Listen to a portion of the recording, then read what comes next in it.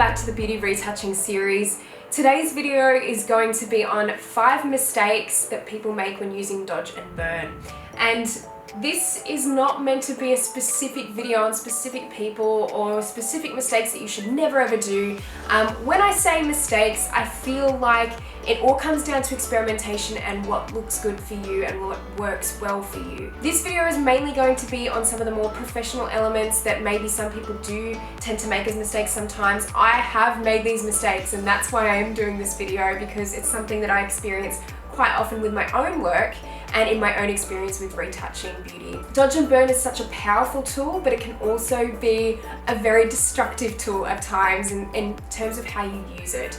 So I do want to go through a few mistakes that I have personally made before in the past and what I feel can be done a little bit better or in a better way, or tips to help you avoid doing these things as well. So please don't take this video to heart. If any of you guys do any of these things and you don't think they're mistakes, that's totally fine. Each to their own, and this is more or less just coming from my own experience and as a professional retoucher and photographer. These are some of the things that I've done in the past that may have not worked out too well for my photographs. And without further ado, I'm going to go straight into the video and tell you 5 mistakes that are made when dodging and burning. The first mistake I see a lot of people doing is actually zooming in too far to edit their images.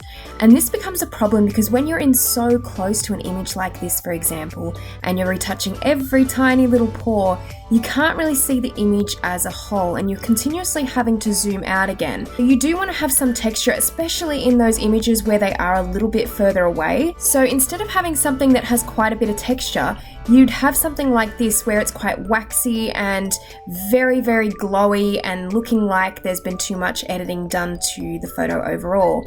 So looking at Alison's photo here in the end result, she does have amazing skin and we don't need to zoom into every little pore to edit.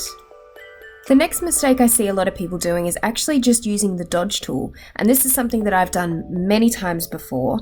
And the problem in just using the dodge tool is that you end up having something that looks quite flat and the skin tone looks quite lifeless overall, and it actually lightens the skin tone. So we don't really want that. We want to keep the depth and color to the skin tone, and the best way to do that is to use the burn tool as well when needed, and not just using the dodge tool for editing the image. The next mistake is actually quite a standard mistake, and it's not taking enough breaks. I quite often end up with images like this, where they look quite waxy once again and too smooth and too over edited when I don't take enough breaks throughout the day and when I'm retouching my images. And I think it's really important to keep coming back to the image and having fresh eyes looking at it again, because otherwise if you do it all at once, sometimes they can end up like this instead of this. The next mistake I'm going to talk about is when people use the dodge tool too much for dodging in darker areas of an image. And this becomes a problem because once again, and these are all interconnected, these problems, they tend to make the image look too flat or too glowy, and that's not really what you want, and it tends to lighten the skin tone once again.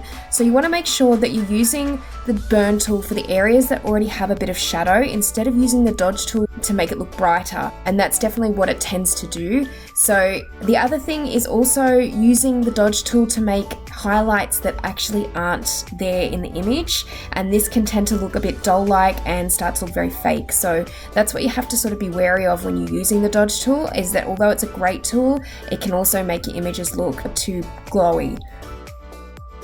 The last mistake that I'm going to talk about is using the dodge tool too much on the highlights and making the highlights stand out almost too much. And I know there's a trend with very much like Kim Kardashian and making highlights pop on the skin tone with makeup, but there's a way to do it, I think, that's still a bit more subtle and still looks really good and professional.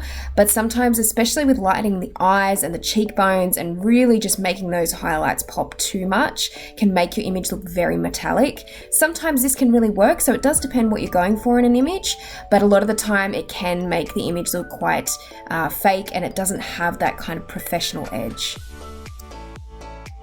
Thank you guys so much for watching this video. If you liked it, please give it a thumbs up, and if you haven't subscribed to my channel already, please do.